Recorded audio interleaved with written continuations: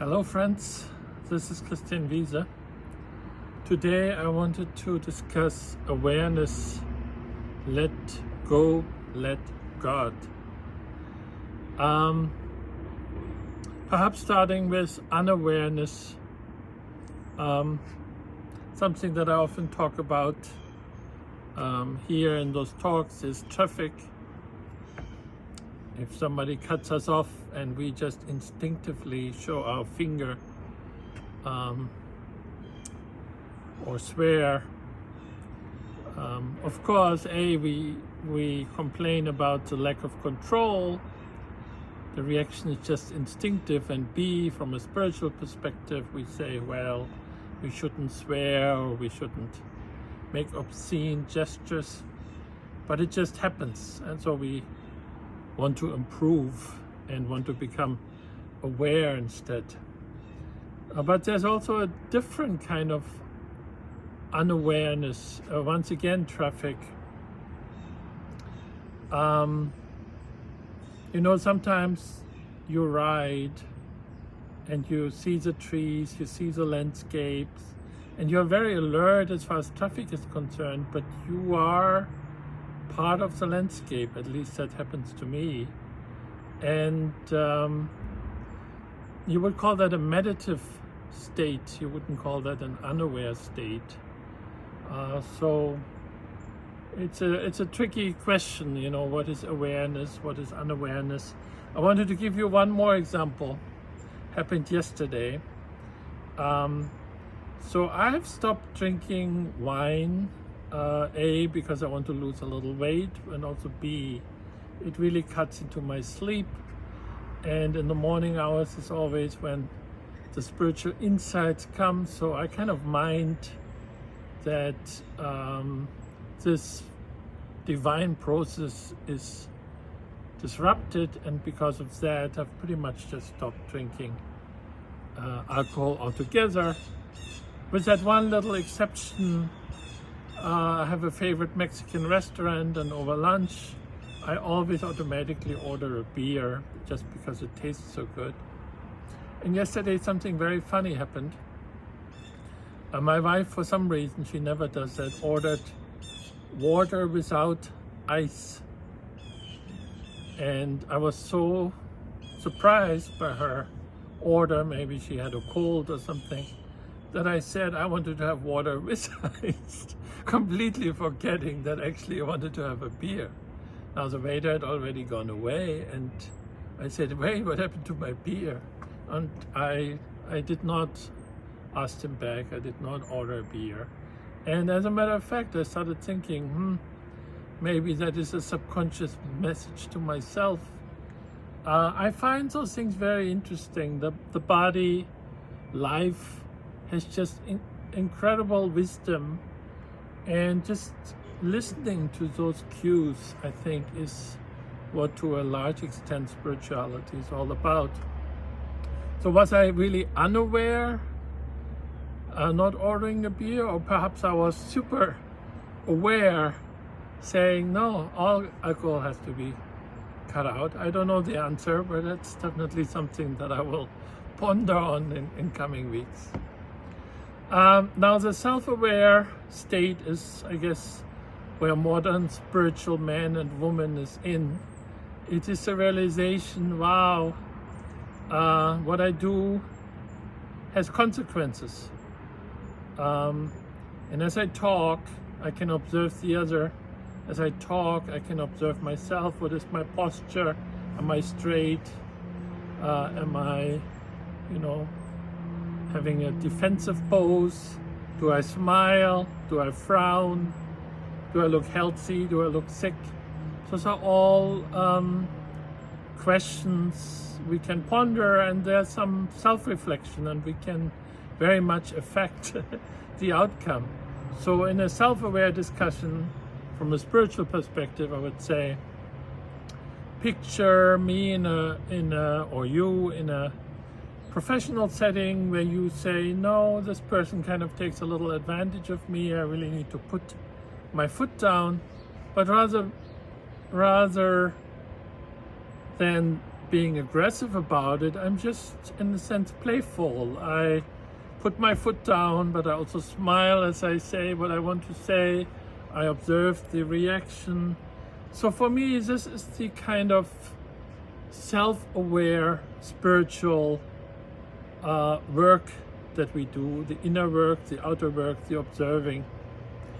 And then lastly, there's awareness that I like to spell with a capital A, where the self is completely out of the picture and just a higher energy takes over. And that is what I would call let go, let God, to be in harmony with those higher energies. And then in a sense, yes, we are aware of what's going on. Yes, we are self-aware, or we can kind of see ourselves in the picture, but in a sense we just kind of disappear. The higher energies just penetrating everything, and at best we are a vessel that kind of just conducts those higher energies. When I was at work, I wrote a book, The Way of the Meister, which tried to describe the conscious decision to get yourself out of the way. And as I document in that book, I had a very good experience over several years with that approach. So I very much argue that everybody can let go, let God. But I thought I could also just try to give some practical suggestions of how one can do this let go, let God process. So for me, it's about two things: stillness and energy. When we are still, we're able to perceive the energy in the room, the energy within us, the energy in others. The mind is alert, but it stops talking. And as far as the energy is concerned, well, I kind of move up the chakras. So from the heart-centered energy, the brilliance is really the two becoming one, to recognize the love in the picture.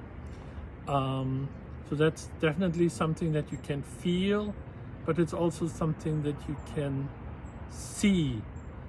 For me personally, it is often the interference that one can see. And when one understands the interference, and one understands the interference in the other, in oneself, then suddenly something just opens up, and the heart energy that was cut off suddenly becomes accessible. So that's the kind of work with the heart chakra.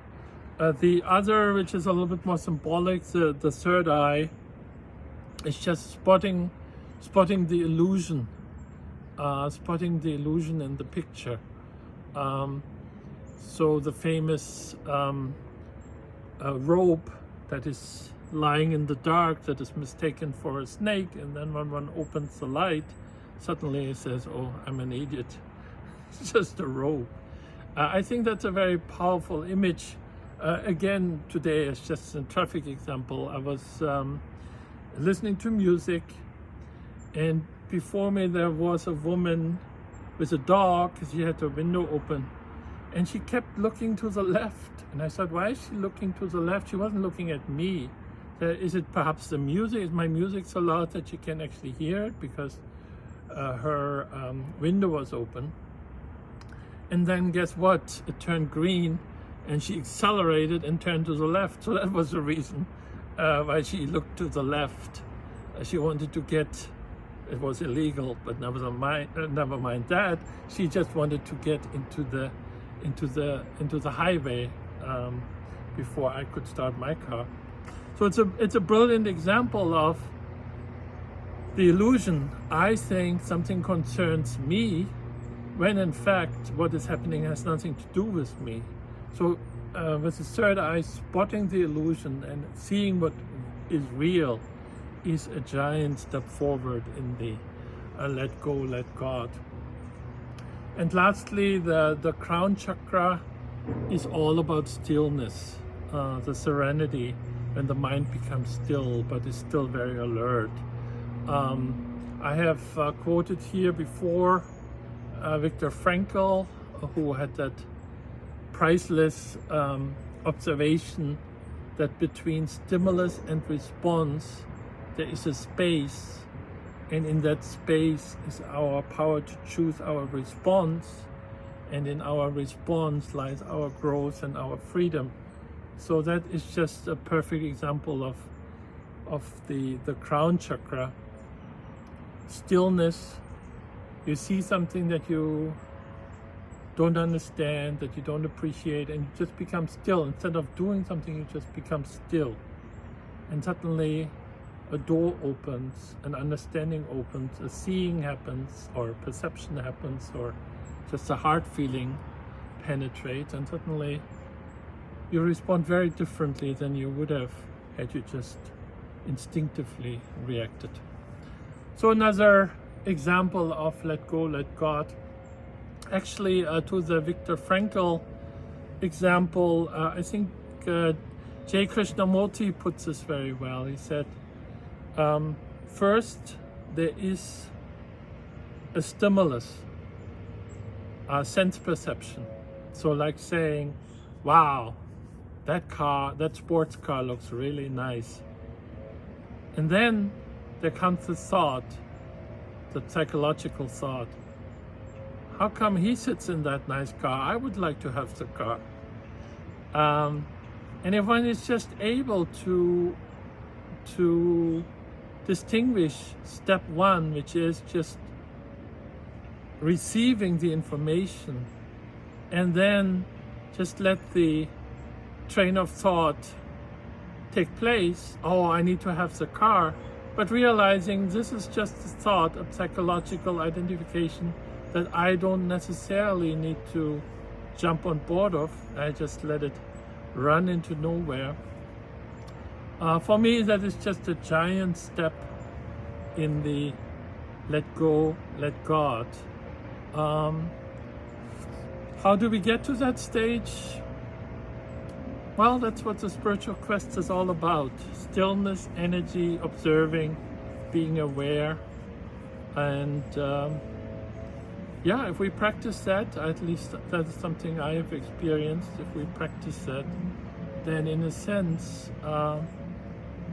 awareness with a capital A starts penetrating our life and very positive things happen. All right, thank you very much for listening in. Until next time, bye.